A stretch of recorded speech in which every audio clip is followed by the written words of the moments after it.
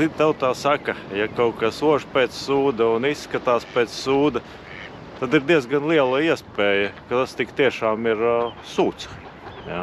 Un tieši šādā vietā mēs šobrīd arī atrodamies. Un man izskatās, ka Daugavā šeit plūst iekšā sūdi.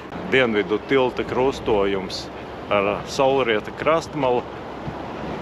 Un Daugavā ieplūst iekšā duļķaini notekūdeņi. Es šeit tikko aprunājos ar vienu garām braucošo taksistu. Taksisti ir tie puikas, kas diezgan daudz ko zina. Un viņi saka, ka šī ir Lietus ūdeņu kanalizācija no tās blakus esošās teritorijas, kur atrodas Eļļa un Ko un Pakela un vēl kaut kas, jā, garāžu kooperatīvs. Patiesībā šajā Lietus kanalizācijā fekāliem notekūdeņiem nevajadzētu atrasties.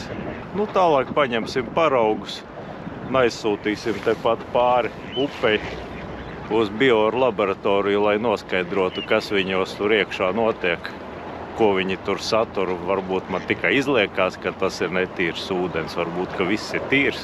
Bet katrā ziņā pagaidām es to uzturā lietot neieteiktu. Tagad ķersimies pie paraugu noņemšanas.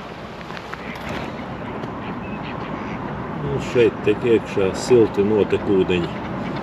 Acīm redzam, ka tiek kūp šobrīd. Tā vajag tikai noskaidrot, kas ir šo duļķaino notekūdeņu sastāvā. Tīrās minerālu ūdens pudelēs nav sterils, bet labākais, kas ir kaut kāds priekšstats par to, kas te mums te dzīvo šitajās duļķēs, mums gan jau ka radīsies. Tāda te duļķīte ir, zini, dzeltenīgi brūngana.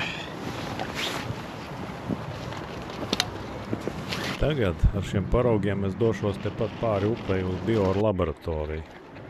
Noskaidrosim, kas ir šo notekūdeņu sastāvā.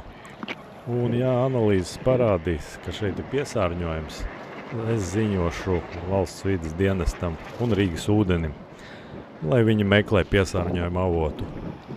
Un turpiniet sekot notikumu gaitai jau nākamajā sērijā.